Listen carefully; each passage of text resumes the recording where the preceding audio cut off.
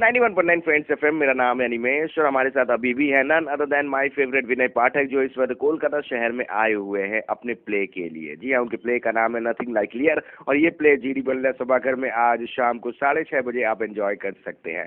विनय sir, आपका एक बार फिर से बहुत बहुत स्वागत है 91.9 फ्रेंड्स एफएम कोलकाता शहर में। नहीं, ये तो हमारे लिए बहुत ही सौभाग्य की बात है कि फ्रेंड्स एफएम जो है वो वाकई में बहुत ही फ्रेंडली है। योर वार्मथ और आपका प्यार, आपका आदर, आपका मान हमेशा से, ये पहली बार नहीं है। मैं जब भी कलकत्ते आया हूँ मैं आप लोगों से मिला हूँ और आप लोगों ने इतना मान, आदर, सम्मान दिया है, इतनी मोहब्बत दी है कि मैं वापस जाके इस मोहब्बत की बातें ज़रूर करता हूँ। और आपके तहत मुझे बहुत सारे लोगों से जुड़ने का मौका मिलता है कलकत्ता में। बहुत सारे जो आपके लिसनर हैं, जो आपके फैंस हैं, उन और जो जो ये प्रोग्राम, ये कार्यक्रम सुनते हैं, उनसे डायरेक्टली बात करने का ये अवसर मिलता है और हमें लोगों को ये बताने का मौका मिलता है कि हम क्या कर रहे हैं जीवन में, ज़िंदगी में हम किस काबिल हैं, क्या कर रहे हैं। आपके शहर में आए हैं, कलकत्ते में आए हैं, बहुत सारा खाना खा रहे हैं, बहुत सारी मिठाइयाँ खा रहे हैं। जब भी मैं कलकत्ते से होकर जाता हूँ मुझे 1 हफ्ते डिटॉक्स करना पड़ता है, कम से कम 1 हफ्ते, क्योंकि मैं रोक नहीं पाता हूँ खुद को। यहाँ का व्यंजन, यहाँ का खाना, यहाँ की मिठाइयाँ और यहाँ का जो अतिथि सत्कार है। हमारे बहुत सारे दोस्त हैं कलकत्ता में और जब भी मैं आता हूँ, कभी किन्हीं के यहाँ मैं ब्रेकफास्ट कर रहा हूँ, किन्हीं के यहाँ मैं लंच कर रहा हूँ, किन्हीं के यहाँ डिनर कर रहा हूँ, तो मेरा सारा वक्त यूं ही गुजर जाता है। लेकिन उसके लिए ये जो प्लेटफॉर्म आपने दिया है मुझे अनिमेश जी, मैं ये मौका लेता हूँ और उन सब लोगों को धन्यवाद देता हूँ, इतना प्यार, इतनी मोहब्बत हमसे करने का और हमें सराहने का। और इसीलिए मैं फिर से आप लोगों से आवेदन करना चाहता हूँ, अनुग्रह करना चाहता हूँ कि आप आज हमारा नाटक देखने ज़रूर आएँ। और मुझे बहुत ही खुशी होगी कि जब नाटक देखने के बाद आप बैक स्टेज आके हमसे मिलें और हमें बताएं, क्योंकि कलकत्ते के ऑडियंस की एक बात और है कि वो इतने गुणी ऑडियंस हैं कि वो हर कला की हर बारीकियों को समझते हैं, रंगमंच की हर बारीकियों को समझते हैं। तो उनका जो फीडबैक है वो हमारे लिए बहुत इम्पोर्टेंट है, ताकि हम कहीं और दूसरे शहर में जाएं, मुंबई में जाएं, बेंगलोर में जाएं, चेन्नई में जाएं और हम नाटक करें, तो ये बहुत हमें काम आती है। तो इसीलिए हम फिर से रिक्वेस्ट करते हैं, please come and watch nothing like clear at GD Birla Sabhagar at 6:30 PM tonight 28 Feb 2015। Ji, Vinay sir, बता दूं कि जैसे ही आपके साथ मेरी कंफर्म हुई कि आपके साथ हमारी फ्रेंड्स एफएम पे बातें होगी, हमने ऑन एयर पूछा कि विनय सर के जो फैंस हैं वो अगर सवाल पूछना चाहे, आपके लिए बहुत सारे सवाल आ चुके हैं। प्रियंका इनका नाम है, इन्होंने पूछा कि जब आज आप प्ले में नजर आने वाले थिएटर कर रहे हैं, तो थिएटर की इंडिया में क्या इमेज है इस वक्त, क्या क्या सिचुएशन है, क्या क्या कंडीशन है थिएटर की? प्रियंका जी, मैं आपको ये बताना चाहता हूँ कि मैं पिछले कुछ 15-20 सालों से थिएटर कर रहा हूँ और जब मैं हिंदुस्तान वापस आया, मैं पहले बाहर थिएटर करता था, मैं न्यूयॉर्क ड्रामा स्कूल से हूँ, वहाँ पे थिएटर करता था। मैं कुछ 20 साल पहले यहाँ पे आया और मैं आपको बताता हूँ, इसके बाद मैं वापस नहीं गया, क्योंकि जो थिएटर न्यूयॉर्क की तरह नहीं है, न्यूयॉर्क का थिएटर सैचुरेटेड है, यहाँ पे अभी भी पनप रहा है। मैं कलकत्ता की बात नहीं कर रहा हूँ, कलकत्ता में भी काफ़ी थिएटर होते आ रहे हैं कई 100 सालों से। लेकिन जो थिएटर की जो अभी परिस्थिति है पूरे देश में, एक नई जागरूकता है, नए प्लेराइट्स आ रहे हैं, नए तरह के एक्टर्स आ रहे हैं, नए तरह के नाटक लिखे जा रहे हैं और कई एक्सपेरिमेंटल काम भी हो रहे हैं। तो अगर थिएटर से जुड़ने वाले अगर कोई रंगकर्मी हैं, उनके लिए this is the best time in Kolkata, in India, anywhere in India, all these so called cities. मतलब छोटे छोटे शहरों से, भोपाल से, लखनऊ से, आप विश्वास नहीं करेंगे, ना सिर्फ मैंगलोर से, साउथ के छोटे छोटे शहरों से, कलकत्ता के छोटे छोटे शहरों से, आसनसोल और दुर्गापुर के कलाकार पनप रहे हैं मुंबई में, मैं आपको बता दूं। तो थिएटर के लिए ये बहुत ही, ये गोल्डन पीरियड है। गोल्डन पीरियड इसलिए है क्योंकि ये प्रोग्रेसिव पीरियड है, क्योंकि बहुत कुछ होने की संभावनाएं हैं।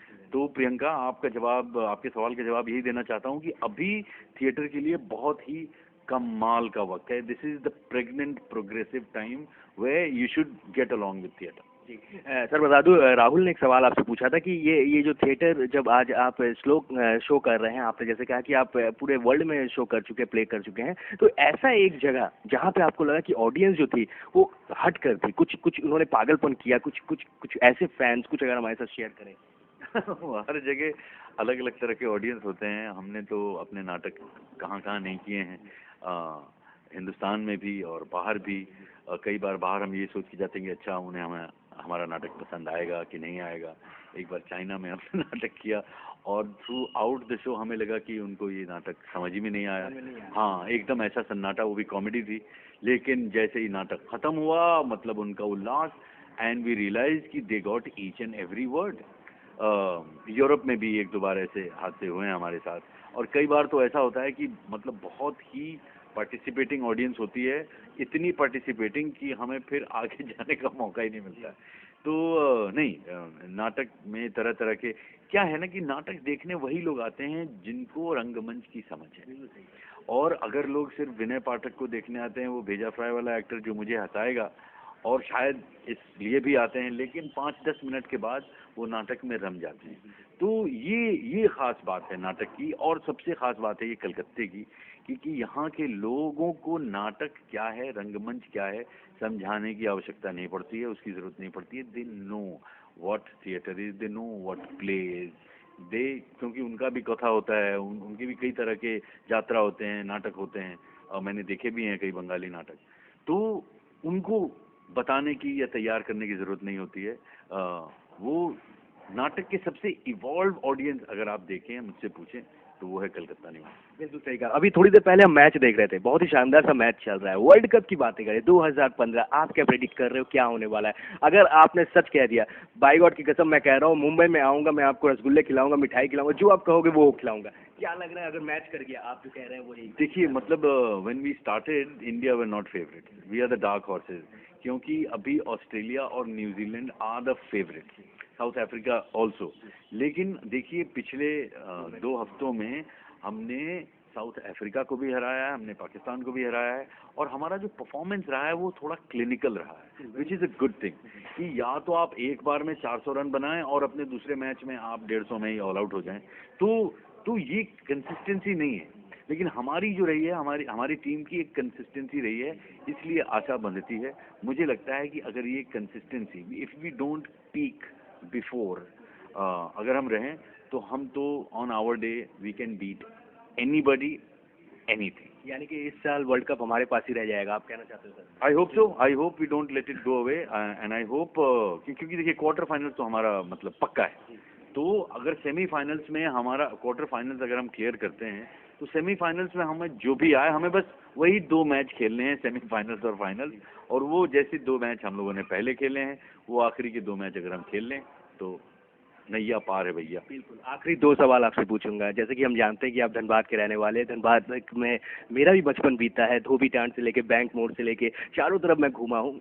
होली की बातें थोड़ी सी होनी चाहिए, क्योंकि बिहार की, झारखंड की होली जो है बहुत हटके होती है। कुछ यादें अगर आप हमारे साथ शेयर करते हैं सर? यादें तो बहुत हैं, मुझे धनबाद की होली की यादें हैं।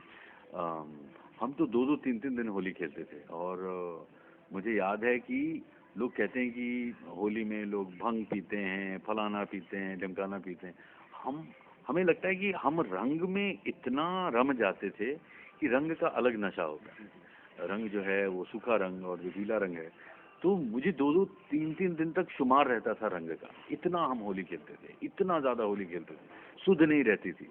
अब तो वो पुरानी बातें हैं, अब तो होली उतना नहीं खेल पाते हैं। हाँ, बहुत अलग हो गया है। अब एक सेलिब्रेटरी रह गया। फिर भी हम कोशिश करते हैं, चाहते हैं अपने बच्चों के साथ हम वही एनर्जी दोहराएं जो बचपन में कभी हम खेला करते थे। तो होली बहुत ही विशेष त्यौहार है हमारे लिए, रंगों का त्यौहार है। और मुझे लगता है कि अब ये बात भी लोगों तक पहुंचानी चाहिए कि ये रंग जो हैं, ये तरह तरह के रंग हैं, ये एक तरह से it's very symbolic of our culture, it's very symbolic of who we are, and it's also very symbolic of how diverse we are. We cannot sit and say कि लाल रंग ज़्यादा अच्छा होता है, हरा रंग कम अच्छा होता है, पीला रंग सबसे बड़ा होता है और नीला रंग सबसे नीचे होता है। तो ये सारे रंग जो हैं ये बराबर के हैं। जिस तरह के हम सारे लोग अलग अलग जगहों से हैं, अलग अलग कल्चर से हैं, लेकिन हम सब बराबर हैं। हमारी जो जो सेंस ऑफ इक्वलिटी है, वो होली के त्यौहार से ज़्यादा कोई नहीं सिखा सकता है।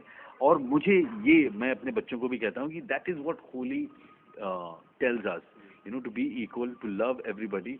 आप होली के दिन ये नहीं देखते कि आप किसको रंग लगा रहे हैं, और ये भी नहीं देखते कि आपको कौन रंग लगा रहा है। हाँ, हाँ, एंड दिस होल थिंग, बुरा न मानो होली है, it also has a huge symbol क्योंकि मुझे लगता है कि आज के ज़माने में हम बहुत इंटॉलरेंट हो गए हैं। हमें छोटी छोटी बातें अपमानित कर जाती हैं, हमें छोटी छोटी बातें बुरी लगती हैं, मतलब छोटी छोटी बातें। और वो जो इम्पेशेंस है, वो जो इंटॉलरेंस है, हमें उसको काबू में लाना होगा, हमें उससे ऊपर उठना होगा। And I think once again Holi is the right spirit to see the world around you, to see people around you. Everybody is lovely, everybody is equal. They might have been from another color, भले दूसरे रंग के हों, लेकिन सब में मोहब्बत है, सब में इश्क है, सब में प्यार है, सब में सद्भावना है। आपके अंदर सद्भावना होगी तो दूसरी की सद्भावना खुद ही बाहर निकल कर आ जाएगी। तो इसीलिए मैं कहता हूँ कि होली वही त्योहार है, उसे उसी स्पिरिट में मनाइए और कोशिश कीजिए कि ये स्पिरिट पूरे साल रहे, सिर्फ होली के दिन ना रहे। बिल्कुल सही कहा Vinay sir, thank you so much हमारे साथ बातें करने के लिए, फ्रेंड्स एफएम को समय देने के लिए। काफ़ी अच्छा लगा आपसे बातें करके। और आज शाम को मैं आने वाला हूँ जीडीबी सभागार में, जहाँ पर होने वाला है आपका प्ले नथिंग लाइक ये। Thank you so much sir हमारे साथ बातें करने के लिए। Thank you Nimesh, thank you for having me on your programme. मैं फ्रेंड्स एफएम को बहुत बहुत धन्यवाद देना चाहूँगा, दोनों हाथ जोड़ के होली की मुबारकबाद देना चाहूँगा, आपके जन्मदिन की मुबारकबाद देना चाहूँगा। कितने सारे लड्डू खिलाएंगे आप हमें, और सारे कलकत्ता निवासियों को मैं उनका अभिवादन करना चाहता हूँ। और फ्रेंड्स एफएम की तरफ से मुझे ये जो अवसर मिला है आपसे जुड़ने का, आपसे बातें करने का, आपको ये आह्वान देने का कि आइए हमारा नाटक देखिए, बहुत बहुत शुक्रिया। Thank you very much, God bless. Thank you so much sir. That's all from here, back to studio. Friends FM 91.9